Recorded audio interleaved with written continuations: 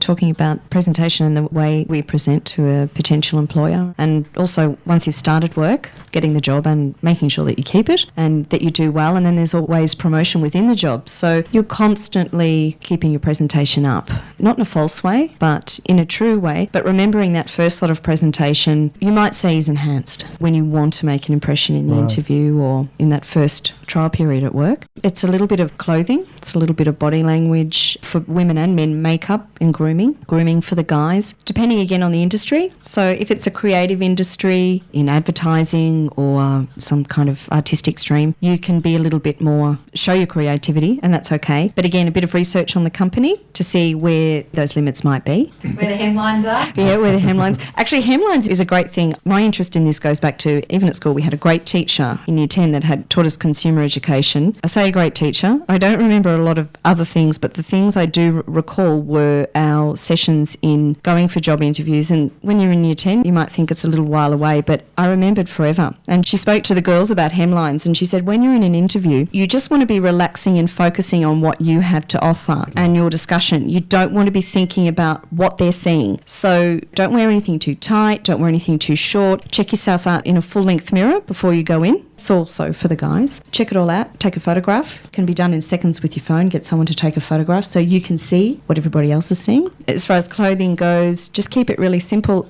Anita spoke about getting something from Vinnie's. It's a wonderful idea. You want to be clean, sharp, simple, a skirt, stockings if you're going to wear them, shoes. Most important thing is shoes. If someone looks at you and you've got the latest shirt and skirt or dress on and they look down, and if they see scuffing or a peeled heel or you've just neglected to take care of them, do you care about fine details? That actually happened to me once. Yes. Went to a job interview and it was a fairly sort of high up there role, and I'd gone to the effort, put on the suit, did the makeup, all of that, and we had fairly good discussion, but it was a bit of a stretch role for me. So he was asking me all these challenging questions, and then at the end of the interview he said, yeah, look, I think you went okay, but I think you should know that you need to shine your shoes. As an employer, I'd look at that and I'd say, okay, so do you do the things that you think people are looking at, but is your level of care and concern, is it skin deep?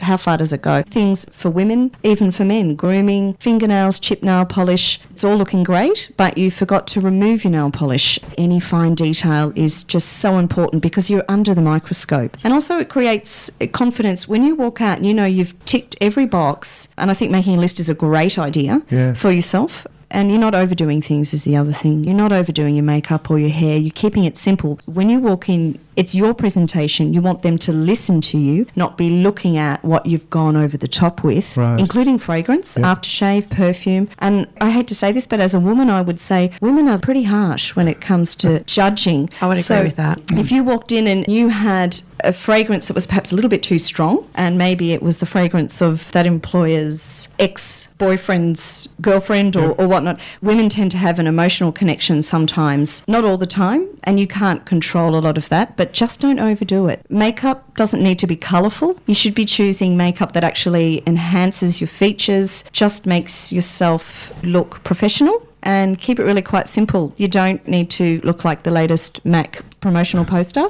And hair's the same. Tidy, off your face for a girl, for boys, men, a nice clean haircut. Unless, of course, again, it's the creative sector and you have more leniency in that area to be more expressive, if you like. But you really can't go wrong if you err on the side of conservative.